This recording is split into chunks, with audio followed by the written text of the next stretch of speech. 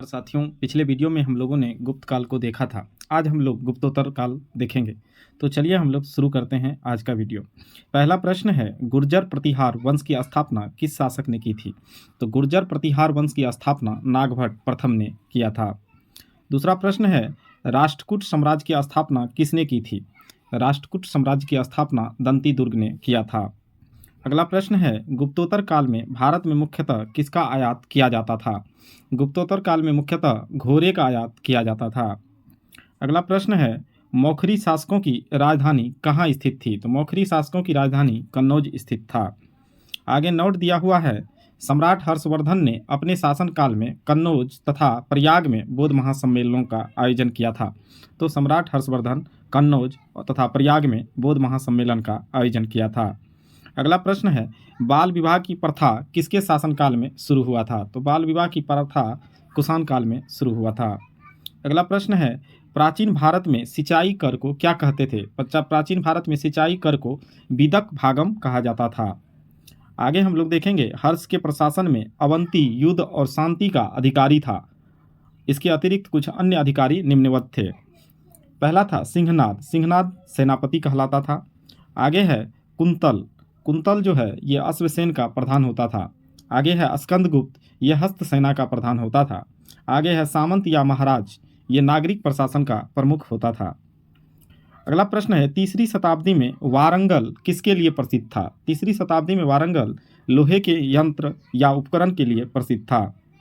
अगला प्रश्न है, पुराणों के अनुसार चंद्रवंशीय शासकों का मूल स्थान किसे माना जाता है? पुराणों के अनुसार चंद्रवंशीय शासकों का मूल प्रतिष्ठानपुर को माना जाता है। अगला प्रश्न है, हर्षचरित नामक पुस्तक के रचयिता कौन थे? हर्षचरित नामक पुस्तक के रचयिता बाणभट्ट थे। अगला प्रश्न है कि हर्ष का शासनकाल कब से कब तक था? तो हर्ष का शासनकाल 606 ईस्वी से लेकर 641 ईस्वी तक रहा था। अगला प्रश्न है, सम्राट हर्ष ने अपनी राजधानी थानेश्वर से कहाँ स्थानांतरित की? तो सम्राट हर्ष अपनी राजधानी थानेश्वर से कन्नौज स्थानांतरित की थी। अगला प्रश्न है, कवि बाणभट्ट कहाँ के निवासी थे? कवि बाणभट्ट औरंगाबाद महाराष्ट्र के निवासी थे। अगला प्रश्न नोट है, नर्मदा नदी पर सम्राट हर्ष के दक्षिणवर्ती अभियान को पुलिकेशन द्वितीय ने रोका था। सम्राट हर्ष के दक्षिणवर्ती अभियान को पुलिकेशन द्वितीय ने नर्मदा नदी पर रोका था। अगला प्रश्न है, नालंदा विश्वविद्यालय किस राज्य में स्थित है? नालंदा विश्वविद्यालय बिहार में स्थित है। अगला प्रश्न है, ह्वेनसांग किस राजा के शासनकाल में भारत आया था? ह्वेनसांग सम्राट हर्षवर्धन के शासनकाल में भारत आया था। अगला प्रश्न है, भारत में नारियल की खेती कब से प्रारंभ हुई? भारत में नारियल की खेती सातवाहन काल से प्रारंभ हुई थी। अगला प्रश्न है, कोशीय शब्द का प्रयोग किसके लिए किया गया है? कोशीय शब्द का प्रयोग रेशम के लिए किया गया है। अगला प्रश्न है, गुप्तोत्तर काल में प्रमुख व्यापारिक केंद्र कहाँ था? गुप्तोत्तर काल में प्रमुख व्यापारिक केंद्र कन्नौज था। आगे नोट है कि ह्वेनसांग की भारत यात्रा के समय सूती वस्त्रों के उत्पादन के लिए सबसे प्रसिद्ध नगर मथुरा था। आगे प्रश्न है, गुप्तोत्तर काल में भूमि का स्वामित्व किसके हाथ में था? तो गुप्तोत्तर काल में भूमि का स्वामित्व ग्राम सभा के हाथ में था। अगला प्रश्न है, भारत में सबसे प्राचीन विश्वविद्यालय है? भारत में सबसे प्राचीन विश्वविद्यालय नालंदा विश्वविद्यालय है। अगला प्रश्न है, भीनमाल की यात्रा किस चीनी यात्री ने की थी? भीनमाल की यात्रा ह्वेनसांग ने की थी। अगला प्रश्न है, चीनी यात्री इतिसिंह ने बिहार का भ्रमण किस समय किया था? चीनी यात्री इतिसिंह बिहार का भ्रमण 672 ईस्वी में किया था। आगे नोट है कि हर्ष को तीनों नाटक प्रियदर्शिका, रत्नावली और नागनंद के रचयिता के रूप में भी जाना जाता है। हर्ष ने 3 नाटक लिखे हैं जिसका नाम है प्रियदर्शिका, रत्नावली और नागानंद। अगला प्रश्न है, नालंदा विश्वविद्यालय को किसने नष्ट किया था? नालंदा विश्वविद्यालय को बख्तियार खिलजी ने नष्ट किया था। अगला प्रश्न है, किस काल में जजमानी व्यवस्था कहलाने वाली एक नए प्रकार की सामाजिक संरचना का भारत में प्रसार हुआ? तो उत्तर गुप्त काल में यह प्रसार हुआ था। आगे हम लोग देखेंगे कि चीन में दूध भेजने वाले शासक हर्षवर्धन, और हर्षवर्धन ने भेजा था पुष्यभूति वंश के शासक थे। दूसरा नरसिंह द्वितीय जो कि पल्लव वंश के शासक थे। तीसरा यशोवर्मन जो कन्नौज नरेश थे। चौथा कोलोतुंग परथ जो कि चोल वंश के शासक थे। अगला प्रश्न है, मौर्य द्वारा निर्मित सुदर्शन झील काठियावाड़ा में का जीर्णोद्वार शक शासक रुद्रदामन प्रथम ने करवाया था। तो मौर्यों द्वारा चंद्रगुप्त मौर्य के द्वारा काठियावाड़ा में एक सुदर्शन झील का निर्माण किया गया था। जिसका जीर्णोद्वार शक शासक रुद्रदामन ने हम लोग देखेंगे प्राचीन भारत में स्थापत्य कला को। तो इनके सबसे पहले प्रश्न है कि खजुराहो का मातंगेश्वर मंदिर किस देवता को समर्पित है? तो शिव देवता को समर्पित है। खजुराहो का मातंगेश्वर मंदिर शिव देवता को समर्पित है। आगे हम लोग देखेंगे कि 100 से अधिक बौद्ध गुफाएं कहाँ स्थित है? 100 से अधिक बौद्ध गुफाएं कन्हेरी महाराष्ट्र में स्थित है। अगला प्रश्न है पालीताना मंदिर किस नगर में अवस्थित है? पालीताना मंदिर भावनगर में स्थित है। अगला प्रश्न है त्रिमूर्ति के नाम से कौन सी गुफा विख्यात है? त्रिमूर्ति के नाम से एलिफेंटा गुफा विख्यात है।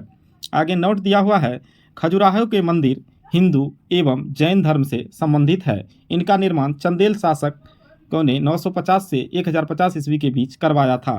तो खजुराहो के मंदिर का संबंध हिंदू एवं जैन धर्म से है। अगला प्रश्न है एलोरा को प्रसिद्ध शैलकृत मंदिर व गुफाएं किस धर्म से संबंधित है? तो एलोरा का जो प्रसिद्ध शैलकृत मंदिर व गुफाएं हैं ये हिंदू, बौद्ध एवं जैन धर्म से संबंधित है। अगला प्रश्न है पशुपतिनाथ मंदिर किस देश में स्थित है? पशुपतिनाथ मंदिर नेपाल में स्थित है, नेपाल के काठमांडू में। अगला प्रश्न है बौद्ध गुफा मंदिरों में कौन सबसे प्रसिद्ध है? तो बौद्ध गुफा मंदिरों में सबसे अधिक प्रसिद्ध है अजंता का महाराष्ट्र। अगला प्रश्न है एलोरा गुफाओं महाराष्ट्र में है का निर्माण किन शासकों ने करवाया था? एलोरा गुफाओं का निर्माण राष्ट्रकूटों ने करवाया था। एलोरा गुफा महाराष्ट्र में स्थित है। अगला प्रश्न है प्रसिद्ध नैमिषारण्य तीर्थ किस जनपद में है? प्रसिद्ध नैमिषारण्य तीर्थ सीतापुर उत्तर प्रदेश में स्थित है। अगला प्रश्न है शैलकृत मंदिर स्थापत्य का आश्चर्य किसे माना जाता है? शैलकृत मंदिर का स्थापत्य का आश्चर्य कैलाश मंदिर एलोरा को माना जाता है। आगे नोट दिया हुआ है एलिफेंटा के शैलकृत मंदिरों को स्थापित करने का श्रेय राष्ट्रकूट शासकों को दिया जाता है। यहाँ की गुफाएं शैव धर्म से संबंधित है। अगला प्रश्न है एलोरा के प्रसिद्ध शिव मंदिर का निर्माण किस राष्ट्रकूट शासकों ने करवाया था? तो एलोरा के प्रसिद्ध शिव मंदिर का निर्माण कृष्ण प्रथम ने करवाया था। अगला प्रश्न है अंकोर वाट का विष्णु मंदिर कहाँ पर स्थित है? अंकोर वाट का विष्णु मंदिर कंबोडिया में स्थित है। अगला प्रश्न है किस धर्म को राष्ट्रकूटों का संरक्षण प्राप्त था? तो इसका उत्तर होगा जैन धर्म को राष्ट्रकूटों का संरक्षण प्राप्त था। अगला प्रश्न है कोणार्क सूर्य मंदिर का निर्माण किस शासक ने करवाया था? कोणार्क सूर्य मंदिर का निर्माण नरसिंह देव वर्मन ने करवाया था। अगला प्रश्न है काला पेगोड़ा के नाम से किसे जाना जाता है? काला पेगोड़ा के नाम से कोणार्क का सूर्य मंदिर को जाना जाता है जो कि ओडिशा में स्थित है। अगला प्रश्न है मोढेरा का सूर्य मंदिर किस राज्य में स्थित है? मोढेरा का सूर्य मंदिर गुजरात में स्थित है। अगला प्रश्न है जगन्नाथ मंदिर किस राज्य में स्थित है? जगन्नाथ मंदिर ओडिशा में स्थित है। अगला प्रश्न है भुवनेश्वर तथा पुरी मंदिर का निर्माण किस शैली में हुआ है? भुवनेश्वर तथा पुरी मंदिर का निर्माण नागर शैली में हुआ है। अगला प्रश्न है द्रविड़ शैली के मंदिरों में गोपुरम का तात्पर्य क्या है? गोपुरम का तात्पर्य है तोरण के ऊपर बने अलंकृत एवं बहुमंजिला भवन से। आगे नोट है कि ओडिशा के भुवनेश्वर में स्थित लिंगराज मंदिर वहां के नष्ट हुए मंदिरों में सर्वाधिक बड़ा और सबसे ऊंचा मंदिर था। आगे प्रश्न है चट्टानों को काटकर महाबलीपुरम का मंदिर किन शासकों द्वारा बनवाया गया था? तो चट्टानों को काटकर महाबलीपुरम का मंदिर पल्लव शासकों के द्वारा बनाया गया था। अगला प्रश्न है प्राचीन नगर तक्षशिला किन दो नदियों के बीच में स्थित था? तो प्राचीन शहर नगर तक्षशिला सिंधु तथा झेलम नदियों के बीच स्थित था।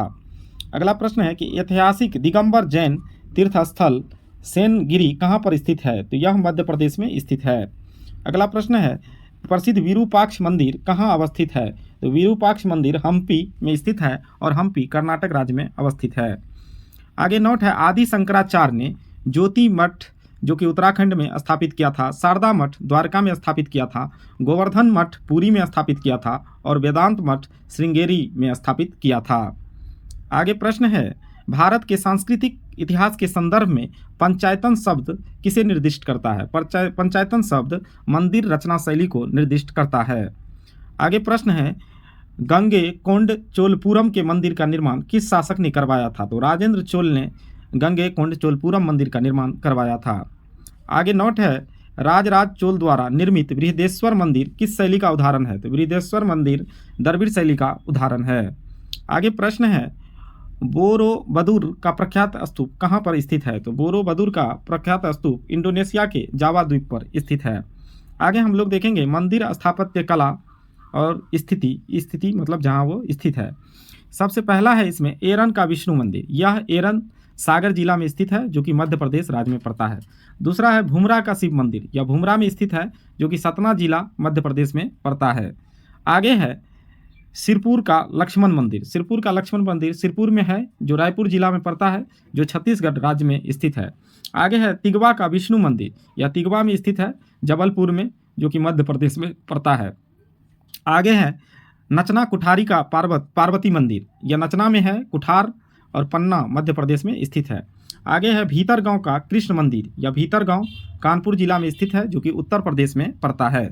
आगे है पिपरिया का विष्णु मंदिर जो कि पिपरिया में पड़ता है, सतना जिला मध्य प्रदेश में अवस्थित है। आगे है देवगढ़ का दशावतार मंदिर जो देवगढ़ में पड़ता है, ललितपुर जिला में और उत्तर प्रदेश राज्य में स्थित है। आगे नौट है माउंट आबू पर स्थित जैन धर्म का प्रसिद्ध दिलवारा मंदिर राजस्थान के सिरोही जिले में स्थित है। तो माउंट आबू पर जो स्थित जैन धर्म का प्रसिद्ध दिलवारा मंदिर है वो राजस्थान के सिरोही जिले में स्थित है। धन्यवाद दोस्तों। अगर वीडियो अच्छी लगी तो वीडियो को लाइक करें, शेयर करें और हमारे चैनल को सब्सक्राइब करें। धन्यवाद।